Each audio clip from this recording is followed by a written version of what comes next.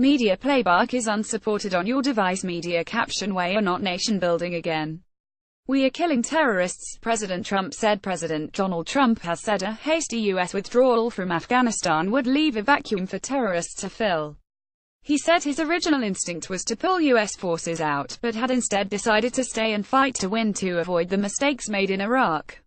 He said he wanted to shift from a time-based approach in Afghanistan to one based on conditions on the ground, adding he would not set deadlines. However, the U.S. president warned it was not a blank check for Afghanistan. "America will work with the Afghan government, so long as we see commitment and progress," he said. The Taliban responded by saying that Afghanistan would become another graveyard for the U.S. if it did not withdraw its troops. What is the new strategy? President Trump has committed to stepping up the U.S. military's engagement in Afghanistan, but details were few and far between. He said his new approach would be more pragmatic than idealistic, and would switch from nation-building to killing terrorists. But he refused to get drawn on how many extra troops, if any, would be deployed and gave no timeline for ending the U.S. presence in the country. Washington is expected to send up to 4,000 additional troops, but Mr. Trump did not comment on this.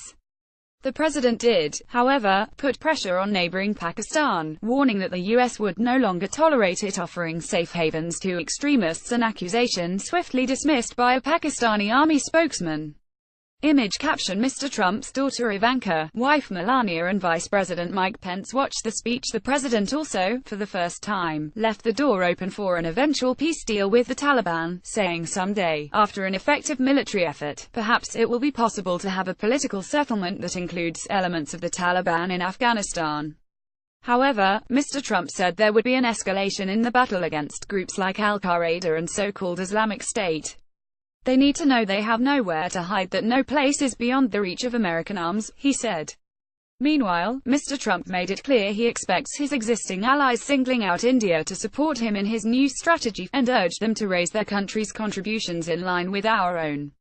Read more on Trump's presidency. It's not the first time Trump has taken a very different line from his campaign. So how does Trump the campaigner compare to Trump the president? His comments follow great upheaval at the White House. The spirit of Steve Bannon, an opponent of interventionism, lives on the Keys in Islamabad, not Kabul. Secunda Kermani, BBC correspondent in Kabul. Even with a few thousand extra U.S. soldiers in Afghanistan, deployment levels would remain far lower than the peak in 2011 when there were around 100,000 U.S. personnel in the country. So what is different this time? Firstly, that there is no deadline by which the U.S. will begin to scale operations back. Critics of President Obama's surge say that because he made it clear it was temporary, the Taliban were encouraged to wait the Americans out. Image caption: President Trump's announcement was watched closely by Afghans in Kabul. The second difference is that the U.S. will put more pressure on Pakistan to end safe havens for the Taliban, according to President Trump. One analyst told me that the key to solving the conflict lies in Islamabad, not in Afghanistan. But it is not clear how much leverage the U.S. still has over Pakistan, or how Pakistan will respond to the accusations, given its consistent denial that it operates a good terrorist, bad terrorist policy. Pakistan has grown increasingly close to China, and has already had millions of dollars of U.S. aid withheld for allegedly not taking enough action against the Taliban allied Haqqani network. Is Trump flip-flopping? Before his presidency, Mr. Trump was not shy about criticizing his predecessors on their Afghanistan policy. He previously supported pulling U.S. troops out of the conflict, which began under President George W. Bush in 2001 after the 9/11 attacks. Early on in his presidential campaign, however, he did acknowledge that U.S. troops would have to stay in order to avoid the total collapse of the Afghan government. And this long-awaited announcement came after a months-long review, with the president himself acknowledging that his original instinct to pull out had been reversed after discussions with national security advisors. BBC correspondent Aleem Maqbool in Washington says the people who might object to Mr. Trump's strategy are the very ones who voted for him. They were told the president would focus on a policy of America first, but he now says he wants a win in Afghanistan to make all the sacrifice worthwhile, our correspondent adds.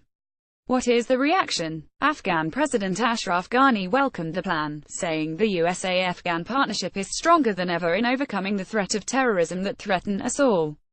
He said the new strategy would enhance the training of Afghan security forces.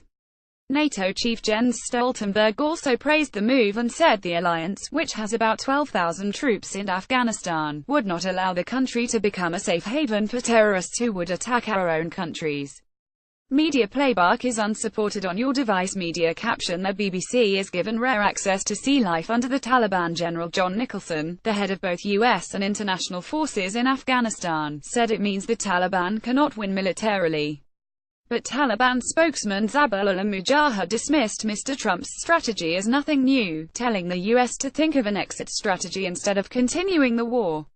U.S. combat operations against the Taliban officially ended in 2014. More than 8,000 special forces continue to provide support to Afghan troops. The Afghan government continues to battle insurgency groups and controls just half of the country.